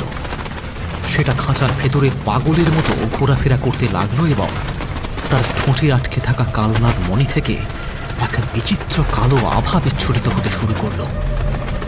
সেই আভা আমাদের চোখ ধাঁধিয়ে দিচ্ছিল, আর সেই সাথে এক তীব্র শীতলতা আমাদের হাড় পর্যন্ত কাঁপিয়ে দিচ্ছিল। মনে হচ্ছিল যেন কক্ষের ভিতরেই একটি হিমশীতল ঝড় বয়ে যাচ্ছে। তারানাথ এক মুহূর্ত দেরি না করে ত্রিশূলটা সজোরে খাঁচার দিকে নিক্ষেপ করলেন। ত্রিশূলটি পাখির দিকে ছুটে যেতেই পাখিটি আরো তীব্রভাবে আর্তনাদ করে উঠল, যেন শত শত প্রেতাত্মার আর্ত চিৎকারের মতো শোনাচ্ছিল। সেই চিৎকারের শব্দে আমাদের কান ফেটে যাওয়ার উপক্রম হল। ত্রিশূলটি খাঁচার একটি পাশ ভেদ করে ঢুকে গেল, কিন্তু পাখিটাকে আঘাত করতে পারল না। সেটা শেষ মুহূর্তে পাশ কাটিয়ে গেল। তবে ত্রিশূলের আঘাতটা যথেষ্টই ছিল। আঘাতের পরপরই পাখিটা যেন তার সমস্ত শক্তি হারিয়ে ফেলল। তার ডানা ঝাপটানো থেমে গেল, চোখ থেকে লাল আভা সম্পূর্ণভাবে নিভে গেল, আর তার ঠোঁট থেকে সেই কালনাগ মণি খসে পড়ল। মণিটি বেদির উপর পড়তেই পাখিটি মুহূর্তের মধ্যে নিষ্প্রাণ হয়ে গেল। সেটি পাথরের মতো স্থির হয়ে খাঁচার ভিতর পড়ে রইল, যেন চিরদিনের জন্য ঘুমিয়ে পড়েছে। সেই বিভীষিকাময় চিৎকারের রেশ তখনও আমাদের কানে বাজছিল, কিন্তু এখন কক্ষের ভেতরে এক অদ্ভুত নীরবতা নেমে এসছে। তারানাথ দ্রুত মণিটার দিকে এগিয়ে গেলেন। তিনি অত্যন্ত সাবধানে সেটি হাতে তুলে নিলেন। কালো পাথরটি হাতে নিতেই এক অদ্ভুত উষ্ণতা তার করতলকে ভরিয়ে তুলল। এই সেই মণি, বহু যুগের অশুভ শক্তি এর মধ্যে সঞ্চিত রয়েছে। মণিটি হাতে নিয়েই তারানাথ সেটিকে এক বিশেষ কাপড়ে মুড়ে ফেলে নিজের ঝোলায় রাখলেন। তার মুখ থেকে মনে হচ্ছিল কিছুটা নিশ্চিন্ত, কিন্তু তার চোখে এক বিজয়ের আনন্দ স্পষ্ট। এখন কি হবে? এই মণি কি এখনো বিপজ্জনক? হ্যাঁ, এই মণি এখনো বিপজ্জনক। এর মধ্যে যে অশুভ শক্তি আছে তা পুরোপুরি বিনষ্ট করা সহজ নয়, কিন্তু এখন এটি আমার নিয়ন্ত্রণে। এটিকে সঠিক উপায়ে শুদ্ধ করতে হবে, আর তার জন্য আরও কিছু আচার অনুষ্ঠানের প্রয়োজন। তিনি কক্ষের চারদিকে একবার চোখ বুলিয়ে বললেন, এই গুপ্ত কক্ষটি ছিল ভৈরবনাথের মূল শক্তির উৎস। এখন এই অশুভ শক্তির কেন্দ্র সম্পূর্ণভাবে দুর্বল হয়ে গেছে। আমরা ধীরে ধীরে সেই গুপ্ত কক্ষ থেকে বেরিয়ে এলাম। মন্দিরের ভেতরে আর সেই চাপা অস্বস্তি বা শীতলতা কিছুই নেই। এক ধরনের শান্তি যেন পুরো পরিবেশটাকে আচ্ছন্ন করে রেখেছে। চাঁদের জ্যোৎস্নার আলোয় মন্দিরের ধ্বংসাবশেষগুলো এখন আর অতটা ভীতিকর মনে হচ্ছিল না। তারানাথ মন্দিরের বাইরে এসে একটা পাথরের ওপর বসলেন। তার চোখে মুখে ক্লান্তির ছাপ স্পষ্ট, কিন্তু তিনি তৃপ্ত। কাল নাগমণি উদ্ধার হয়েছে কিশোরী। তোমার পরিবারের উপর থেকে ভৈরবনাথের অভিশাপ কিছুটা হলেও কেটেছে, কিন্তু সম্পূর্ণ মুক্তি পেতে হলে আরও কিছু কাজ বাকি আছে।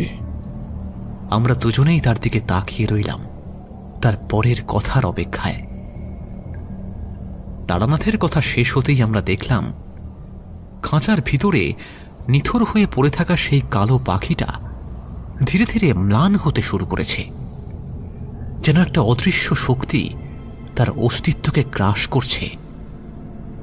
প্রথমে তার পালকগুলো হালকা হতে লাগল, তারপর পুরো শরীরটা একটা আবছায়ার মতো হয়ে গেল। দেখতে দেখতে চোখের পলকে পাখিটা সম্পূর্ণরূপে অদৃশ্য হয়ে গেল, যেন সে সেখানে ছিলই না।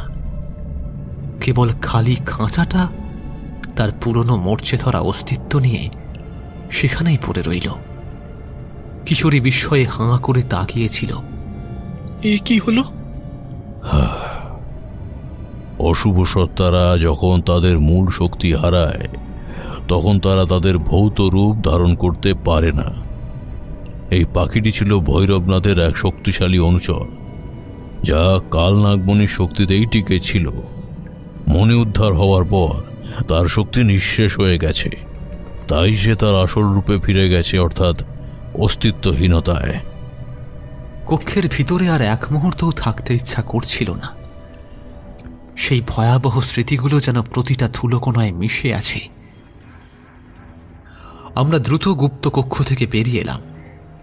মন্দিরের বাইরে এসে তারানাথ শেষবারের মতো চারদিকে চোখ বুলিয়ে নিলেন। শিবপুরের জঙ্গলটাকে এখন ততটা ভীতিকর মনে হচ্ছিল না, বরং একটা অদ্ভুত শান্তিতে ভরে আছে চারপাশ। যেন এতদিনের অভিশাপ কেটে গিয়েছে। আমরা আর দেরি না করে শিবপুর ছাড়ার পথ ধরলাম।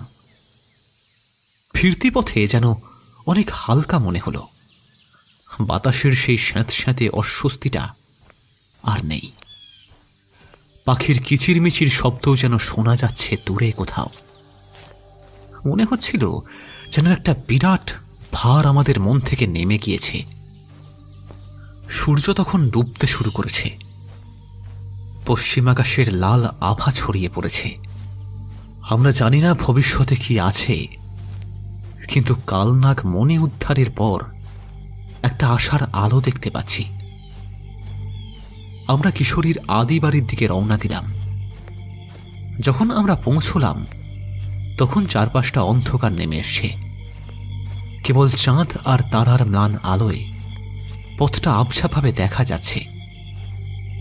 কিশোরীর বাড়িটা গ্রামের এক প্রান্তে, চারপাশে গাছপালায় ঘেরা একটা নিরালা পরিবেশ। কিশোরী তার নিজের বাড়ি দেখে থমকে দাঁড়ালো। তার চোখে জল চিকচিক করছে। বহু বছর পরে সে তার নিজের বাড়িতে ফিরেছে, যেখানে তার শৈশবের স্মৃতি জড়িয়ে আছে। কিন্তু যেখানে এখন ভয়ের কালো ছায়া। তারানাথ মৃদু কড়া নাড়লেন। কিছুক্ষণের মধ্যেই ভিতর থেকে এক বৃদ্ধ কণ্ঠস্বর শোনা গেল। কে? তারপরেই দরজাটা খুলে গেল। একজন বৃদ্ধ ভদ্রলোক, যার নাম সদানন্দ, কিশোরীর দাদা, দরজার সামনে এসে দাঁড়ালেন। তার চোখে ঘুম জড়ানো, মুখে বিরক্তির ছাপ। কিন্তু যখন তিনি কিশোরীকে দেখলেন, তার চোখ দুটো বড় বড় হয়ে গেল। তিনি যেন নিজের চোখকে বিশ্বাস করতে পারছিলেন না। কিশোরী? তুই? সদানন্দের গলায় বিস্ময় আর অবিশ্বাস মিশেছিল। এত রাতে তুই তুই এখানে কি করছিস? দাদা, আমি ফিরে এসেছি। কিন্তু সদানন্দ যেন দ্বিধায় পড়ে গেলেন। তিনি একবার কিশোরীর দিকে আর একবার তারানাথের দিকে তাকালেন। তার চোখ ভয়ে কুঁচকে গেল। হ্যাঁ, না না না না, তুই তুই তুই এখানে থাকতে পারিস না। তোকে তোকে এখানে আসতে বারণ করেছিলাম। কিন্তু দাদা, আমি না, আমি জানি। তোর ঠাকুমা বলেছিলেন তোর পা যেন এই বাড়িতে না পড়ে। এই বাড়ির যা কিছু অশুভ সব সব তোর কারণেই হয়েছে। যা, তুই ফিরে যা। এখানে তোর থাকা চলবে না। সদানন্দ বাবু, আপনি ভুল করছেন। কিশোরী এখানে অভিশাপ নিয়ে আসেনি, বরং অভিশাপের সমাধান নিয়ে এসেছে। আমি আমি আমি কিছুই শুনতে চাই না। আমি জানি আমার বোনের মৃত্যু কেন হয়েছিল। সে যখন মারা গিয়েছিল তখন এক পণ্ডিত মশাই, হ্যাঁ, এক পণ্ডিত মশাই এসে বলেছিলেন তোর নাতির জন্যেই নাকি বাড়ির অমঙ্গল হয়েছিল, তাই তার মুখ দর্শন করাও নাকি পাপ। সেই থেকে আমি আর কাউকে এই বাড়ির ত্রিসীমানায় আসতে দিইনি। আপনারা যান, কিশোরীকে নিয়ে যান। সদানন্দের কথায় কিশোরীর চোখ জলে ভরে উঠল। সে জানত তার ঠাকুরমার মৃত্যুর পর তার পরিবার তাকেই দোষারোপ করেছিল, কিন্তু এত স্পষ্টভাবে এমন কথা সে আগে কখনো শোনেনি। ঠাকুরমশাই সদানন্দকে বোঝানোর চেষ্টা করলেন, কিন্তু তিনি কিছুই শুনতে রাজি নন। তার চোখে এক বদ্ধমূল ভয় আর বিশ্বাস চেপে বসে আছে। আমরা বুঝতে পারলাম সদানন্দকে এই মুহূর্তে বোঝানো সম্ভব নয়। তিনি তার পুরনো বিশ্বাস আর ভয়ের জালে এমনভাবে আবদ্ধ যে কোনো যুক্তির কথা তার কানে প্রবেশ করছে না। কিশোরীর দিকে তাকিয়ে তারানাথ দীর্ঘশ্বাস ফেললেন। ঠিক আছে সদানন্দবাবু, আমরা এই মুহূর্তে বাড়ির ভেতরে যাব না, তবে কিছু গুরুত্বপূর্ণ কাজ আছে যা এই বাড়িতেই করতে হবে। আমরা বাইরেই থাকছি। আপনি যদি আমাদেরকে সাহায্য না করেন তবে আমরা অন্য উপায় খুঁজে নেব। সদানন্দ দ্রুত দরজা বন্ধ করে দিলেন, যেন এক বিরাট বিপদ থেকে তিনি রক্ষা পেলেন। কিশোরী তার বন্ধ দরজার দিকে তাকিয়ে ফুঁপিয়ে ফুঁপিয়ে কেঁদে উঠল। তারানাথ তার কাঁধে হাত রাখলেন। ভেঙে পড়ো না কিশোরী, এটা অপ্রত্যাশিত ছিল না। বহু বছরের কুসংস্কার আর ভয় মানুষের মনকে এতটাই গ্রাস করে যে তা থেকে বেরিয়ে আসা কঠিন। ম্লান চাঁদের আলোয় কিশোরীর চোখের জলের ধারা স্পষ্ট বোঝা যাচ্ছিল। তার নিজের বাড়িতেই সে এমন অবাঞ্ছিত, কিন্তু কালনাগ মনে উদ্ধারের পর এখন তারানাথের পরবর্তী পদক্ষেপ কি হবে? কিভাবে তিনি সদানন্দের মন থেকে এই ভয় দূর করবেন এবং এই অভিশাপের সম্পূর্ণ অবসান ঘটাবেন কি করে? এই প্রশ্নগুলোই আমাদের মনে ঘুরপাক খাচ্ছিল। যখন আমরা সদানন্দের বাড়ির বাইরে অন্ধকারের মধ্যে অপেক্ষা করতে লাগলাম। সদানন্দের এমন প্রতিক্রিয়ার পর তারানাথ আর জোর করলেন না।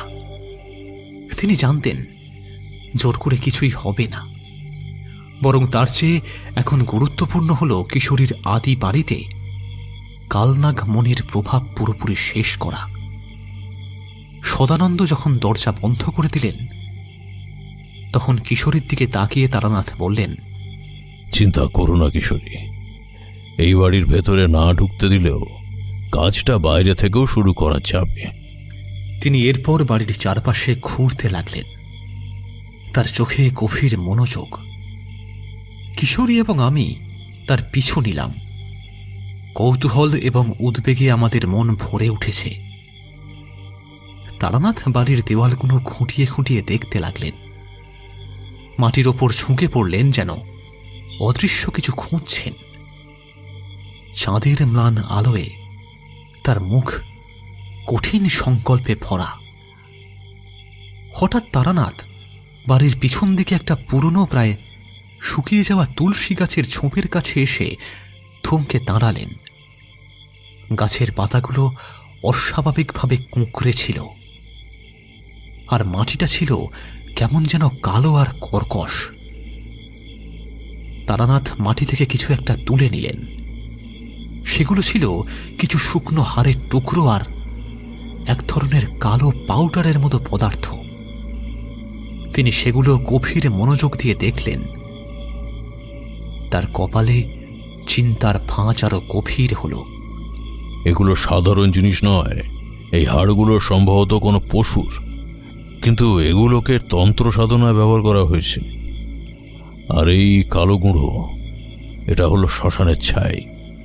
এগুলো অশুভ শক্তিকে আকৃষ্ট করার জন্য ব্যবহার করা হয়। আমরা দুজনে শিউরে উঠলাম। সদানন্দ যে বাড়ির ভিতরে এত ভয়ে থাকেন, সেই বাড়ির বাইরে যে এমন ভয়ঙ্কর জিনিস লুকিয়ে আছে, তার কল্পনাও আমরা করতে পারিনি। তারানাথ এরপরে বাড়ির এক কোণে, যেখানে একটা পুরনো জীর্ণ কূপ ছিল, সেই দিকে গেলেন। কূপের পাশেই দেখা গেল কিছু আঁকা মূর্তির খণ্ডাংশ, যেগুলো দেখে মনে হচ্ছিল কোনো দেবী বা দেবতার বিকৃত রূপ। সেগুলো মাটির নিচে আধপোঁতা অবস্থায় ছিল। তারানাথ সেইগুলোকে হাতে নিয়ে কিছুক্ষণ পরীক্ষা করলেন। এগুলো কোনো দেবীর বিকৃত মূর্তি। এগুলোকে উল্টো করে পুঁতে রাখা হয়েছে, যে এক ধরনের অশুভ তান্ত্রিক ক্রিয়া। এর মাধ্যমে বাড়ির শুভ শক্তিকে রুদ্ধ করে অশুভ শক্তিকে আমন্ত্রণ জানানো হয়। কিন্তু কে এগুলো করছে, কেন? ভৈরবনাথের অভিশাপ শুধু কালনাগমণির মধ্যেই সীমাবদ্ধ ছিল না। তার ক্ষমতা এতটাই বিস্তৃত ছিল যে সে তার অনুচরদের মাধ্যমে এই বাড়ির ভেতরেও নেতিবাচক শক্তির বীজ বুনে দিয়েছিল। হয়তো তোমার ঠাকুরমার পরিবারকে মানসিকভাবে দুর্বল করার জন্যে এই কাজগুলো করা হয়েছিল, যাতে তারা তার প্রতিপক্ষ হতে না পারে। তারানাথ আরো কিছুক্ষণ বাড়ির চারপাশে খুঁজতে লাগলেন। একসময় তিনি বাড়ির সদর দরজার কাছে এসে মাটির নিচে পুঁতে রাখা একটা ধাতব কৌটো খুঁজে পেলেন।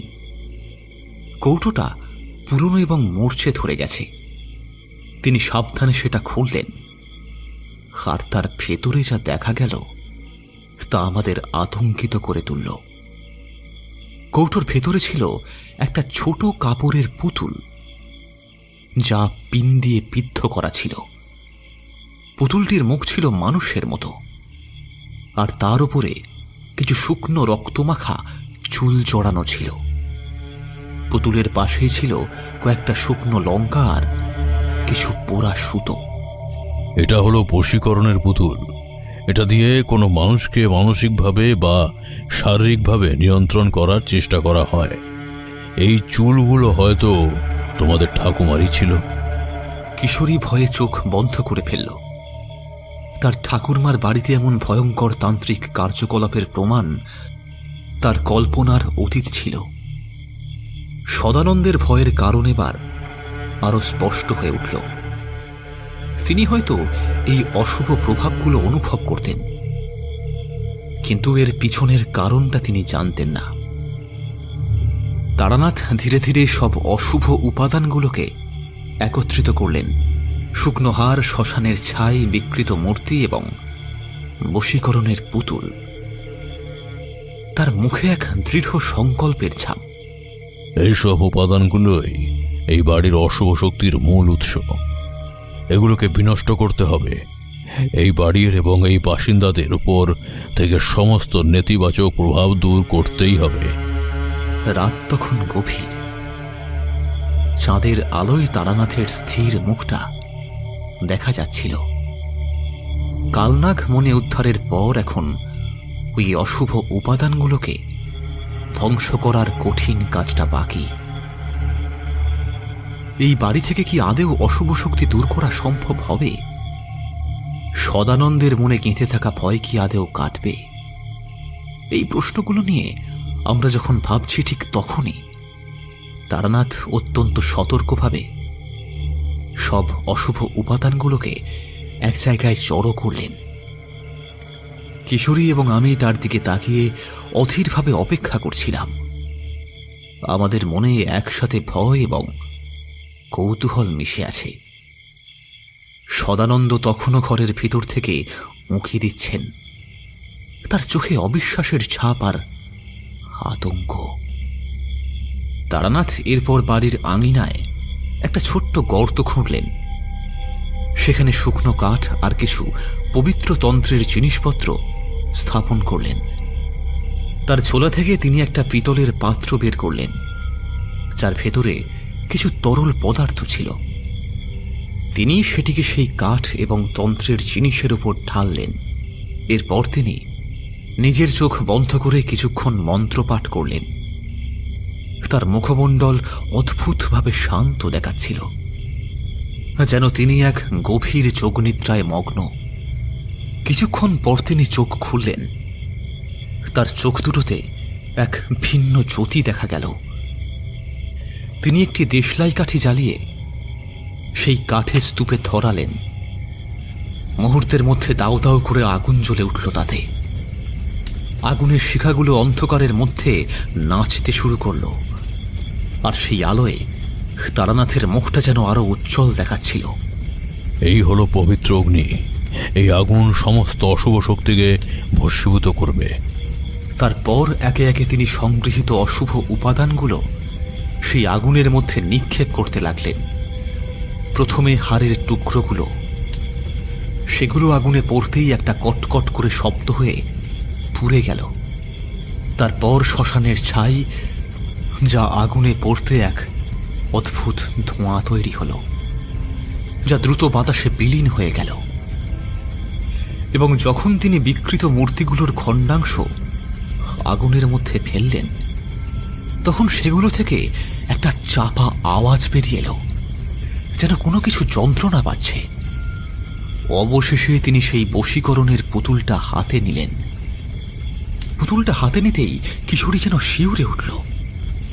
তার চোখ ছলছল করে উঠল। তারানাথ পুতুলটিকে আগুনের শিখার দিকে ধরলেন। পুতুলটি আগুনে পড়তেই একটা অস্বাভাবিক তীব্র গন্ধ ছড়িয়ে পড়ল, আর পুতুলটি কুঁকড়ে যেতে শুরু করল।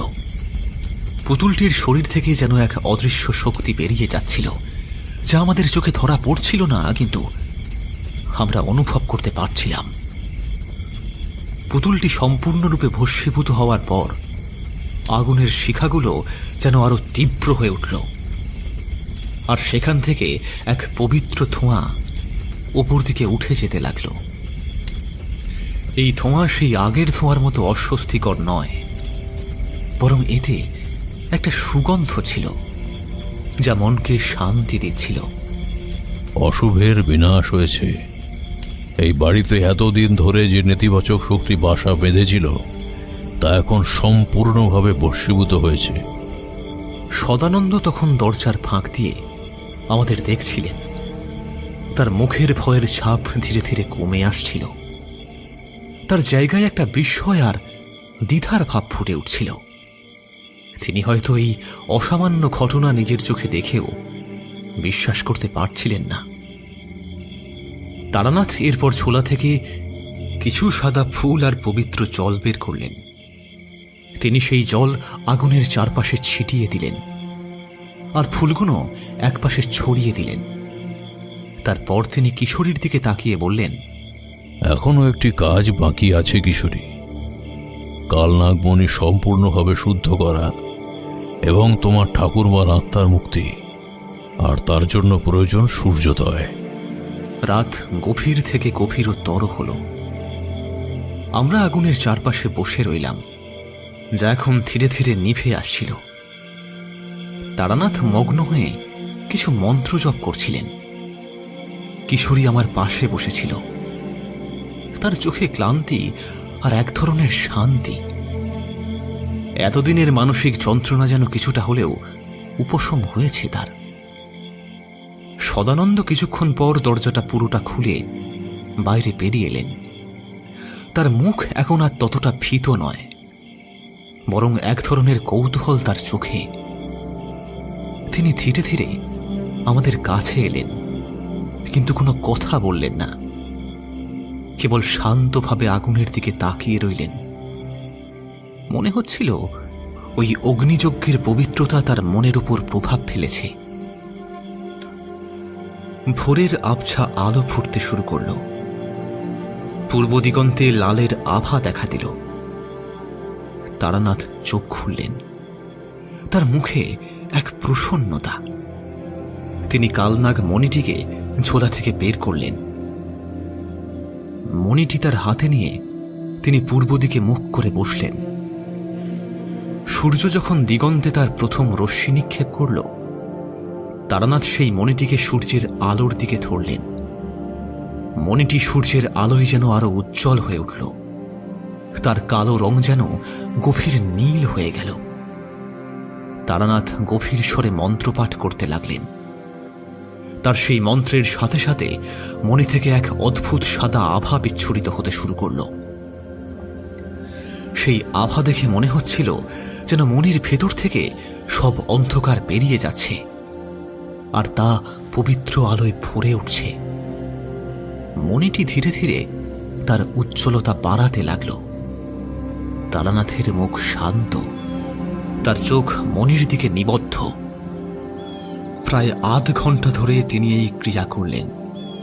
যখন সূর্য সম্পূর্ণরূপে উদিত হল, মণিটি তখন একটি উজ্জ্বল স্ফটিকের ন্যায় জ্বলজ্বল করছিল। তার কালো রং সম্পূর্ণরূপে মুছে গেছে। এখন সেটি স্বচ্ছ স্ফটিকের মতো দেখাচ্ছে। শুদ্ধিকরণ সম্পন্ন হয়েছে। কালনাগমণির সমস্ত অশুভ শক্তি দূর হয়েছে। এখন এটি আর কোনো বিপদ ডেকে আনবে না, বরং এটি একটি পবিত্র বস্তুতে পরিণত হয়েছে। তিনি মণিটিকে কিশোরীর হাতে দিলেন। মণিটি হাতে নিয়েই কিশোরী এক অদ্ভুত উষ্ণতা অনুভব করল। তার মুখে এক অপার শান্তি আর বিস্ময় ফুটে উঠল। এই সেই ভয়ঙ্কর বস্তু যা এতদিন ধরে তার পরিবারকে অভিশাপের জালে জড়িয়ে রেখেছিল। এখন তা সম্পূর্ণ পবিত্র। সদানন্দ বিস্ময়ে মূর্তির মতো দাঁড়িয়ে রইলেন। তার চোখে এখন আর কোনো ভয় নেই, কেবলই বিস্ময় আর শ্রদ্ধা। তিনি ধীরে ধীরে কিশোরীর দিকে এগিয়ে গেলেন। তার চোখে জল। কিশোরী, আমি আমি ভুল বুঝেছিলাম রে। আমাকে আমাকে ক্ষমা করে দিস, আমাকে ক্ষমা করে দিস কিশোরী। কিশোরী তার দাদাকে জড়িয়ে ধরল। বহু বছরের ভুল বোঝাবুঝি, ভয় আর কষ্ট যেন এই এক মুহূর্তে মুছে গেল।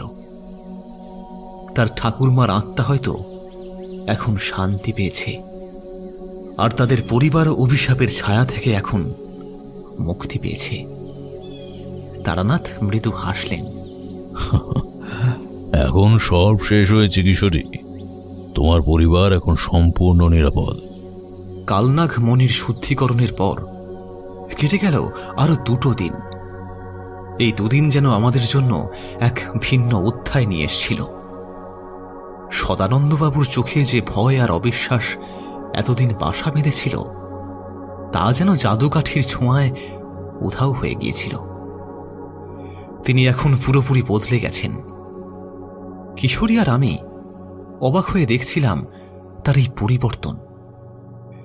তিনি তখন আমাদের সঙ্গে গল্প করতেন, নিজের হাতে খাবার পরিবেশন করতেন, আর মাঝে মাঝেই সেই মনের দিকে তাকিয়ে গভীর ভাবনায় ডুবে যেতেন।